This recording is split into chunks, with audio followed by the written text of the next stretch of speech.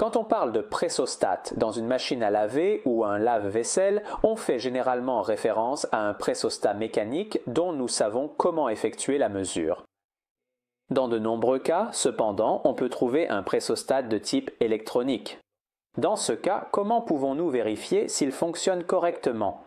Dans cette vidéo, nous avons analysé et nous verrons donc comment le pressostat est structuré et quel est le principe qui en déclenche le fonctionnement. Et par conséquent, à la fin, une fois que nous aurons compris ce principe, nous verrons comment effectuer un test pour déterminer s'il fonctionne ou s'il doit être remplacé. En regardant le pressostat de l'extérieur, on peut observer que sur le connecteur, des numéros 1, 2, 3, 4 et 5 sont gravés, et si l'on regarde encore l'inscription sur la partie en plastique, on voit que le 2 correspond à 5 volts. Merci. Le 3 correspond à l'indication GND, tandis que le 4 correspond à OUT. En retirant le couvercle en plastique que nous avons déjà forcé précédemment avec un tournevis, nous trouvons à l'intérieur ce petit circuit électrique sur lequel nous pouvons voir que dans la première partie, il est indiqué 5 volts, puis dans la partie centrale, le pin central est GND, tandis que sur le pin latéral, même s'ils sont deux, ils se rejoignent en un seul. Donc il faut les considéré comme un seul pin, comme une seule connexion où l'on trouve l'inscription AUT.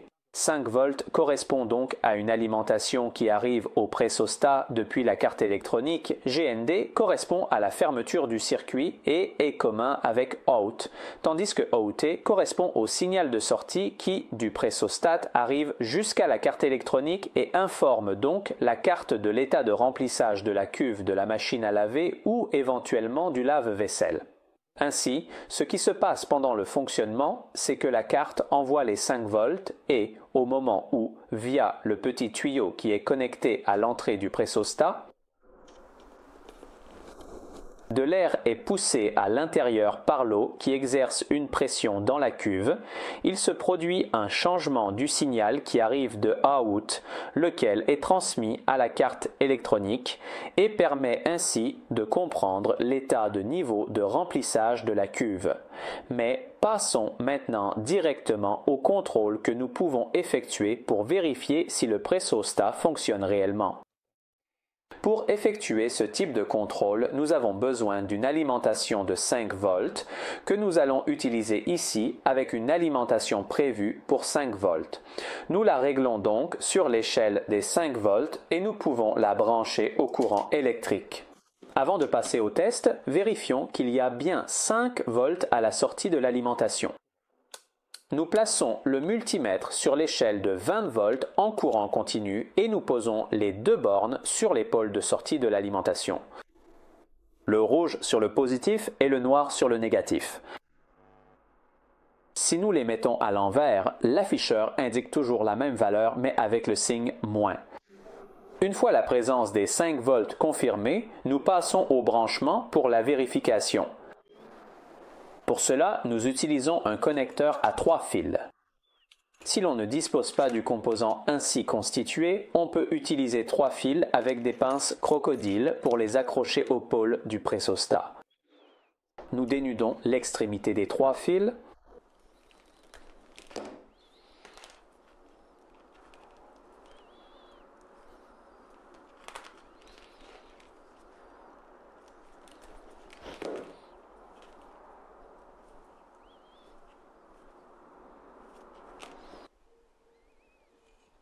Nous plions le cuivre du fil correspondant à l'entrée des 5 volts afin de l'épaissir et nous le fixons à la borne positive de l'alimentation. Maintenant, nous retirons un morceau du fil de connexion sur la masse, GND. Nous dénudons la partie restée attachée au connecteur ainsi que l'extrémité libre et celle du morceau de fil coupé.